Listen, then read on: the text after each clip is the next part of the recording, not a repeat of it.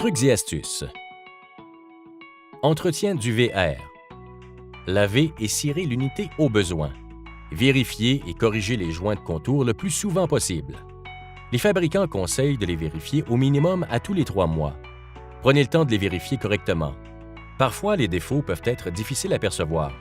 Il est préférable de vérifier lorsque l'unité est propre. Assurez-vous que le scellant touche bien aux parois, qu'il n'y a pas de bulle d'air ou de fente. Vérifiez et corrigez les joints du toit le plus souvent possible. Les fabricants conseillent de les vérifier au minimum à tous les 3 mois. Prenez le temps de les vérifier correctement. Parfois, les défauts peuvent être difficiles à percevoir. Il est préférable de vérifier lorsque le toit est propre.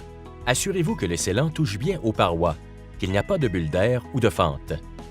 Notez bien, s'il y a des ouvertures dans le scellant de votre VR, l'eau peut entrer et faire des dommages aux matériaux. Il est donc très important de sceller le plus rapidement possible les fentes et les défauts que vous pouvez trouver. Même si vous n'êtes pas très bon pour faire l'application de scellant, il est préférable de faire un joint mal fait et de le faire corriger par un technicien en VR par la suite que de ne rien faire et laisser l'eau causer des dommages. Il est important d'utiliser les bons scellants au bon endroit.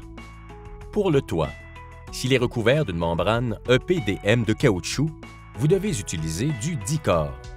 S'il est recouvert d'une membrane de PVC, RMA, vous devez utiliser du Xterm. Batterie. En début de saison, on doit ajuster le niveau d'eau dans les cellules et charger la batterie au maximum.